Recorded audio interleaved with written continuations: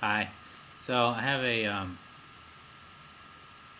a double chin, but that's not the point. I have a bone to pick with Ian Brown of MLB.com because he writes this in this article about Pedroia winning the MVP.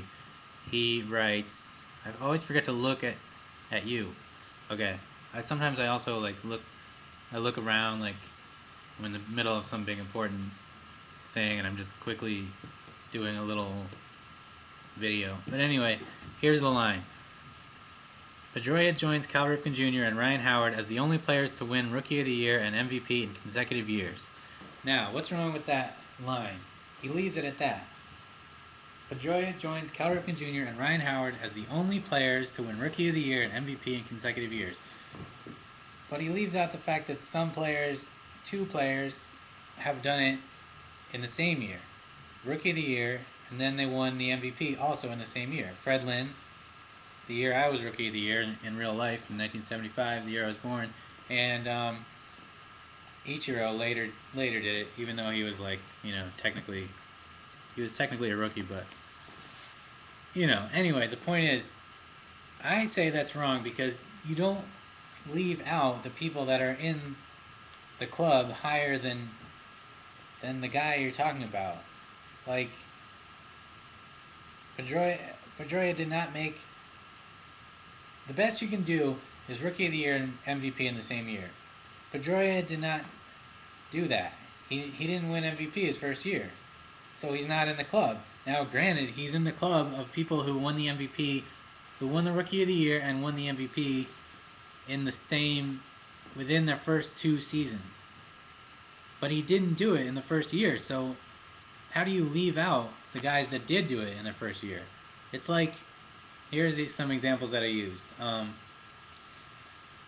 Like if you were in a graveyard and you saw a headstone and it said, um, like, here lies Marcus Chan, the only man in history to eat 17 Butterfingers in one day. Now, what if like 50,000 other people ate 18 Butterfingers in one day? And he knew that, but like they still wrote it on the gravestone. Because, you know what I mean? Like he's in the 17 and up club, yes, but to say he's the only man to eat 17 Butterfingers in one day, it's true, but it's not. But that's not the record. And what you're saying when you say he's the only man to do something implies that's the best you can do. Now, I was talking about this on Joy of Sox, and Joy Boy McGee and L Girl McGee disagree, and they say he's not implying that Pedroia is the only one to. Well, Pedroia and Ryan Howard are the only ones to do it because they're just saying he made that club of Rookie of the Year one year, MVP the next year. But I'm just saying, if you go to the record books, it's not going to say people who won those two awards consecutively, and here's the list of them because they're not in the highest club. The highest club is Rookie of the Year with MVP that year. They're in the club of Rookie of the Year with MVP in your first 2 years, in one of your first 2 years, but you're not in the upper tier of that list. Like you don't get in the Guinness Book of World Records for being second place.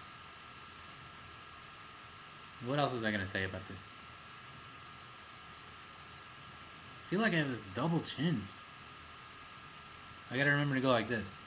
If I go back, it's like a double chin. Anyway. Oh, here's the other example I thought of. If you say, let's say Josh Beckett pitches a no hitter in the World Series next year, a no hitter, you could say that's the first no hitter in World Series history, because, and just leave it at that.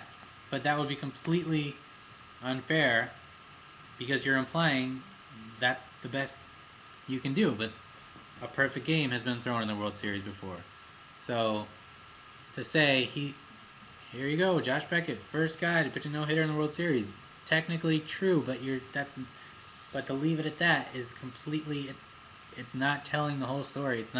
It's almost like, I guess it's not lying, but it's, you just, I don't know. You can't do it that way.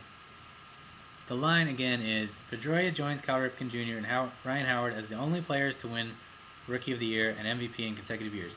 You don't say someone is the only person to do this if you know that someone else has done better. You know what I mean? It's like if you... Oh, here's the other thing I said. If you climbed like 2 different mountains, 2 tallest mountains in the world in 1 year, and then like a couple years later, somebody climbs one in 1 year and then one the next year, and they say, "Oh, I'm the first man in history to climb the 2 tallest mountains in consecutive years." Well, someone else did it both in the same year, so sure you can be in the climb both club, but you're not in the climb both as fast as you can club. You know what I mean? And I know what they're saying is that their the stat that Ian Brown uses is technically true, but it's completely ignoring the actual truth. Does that make any sense?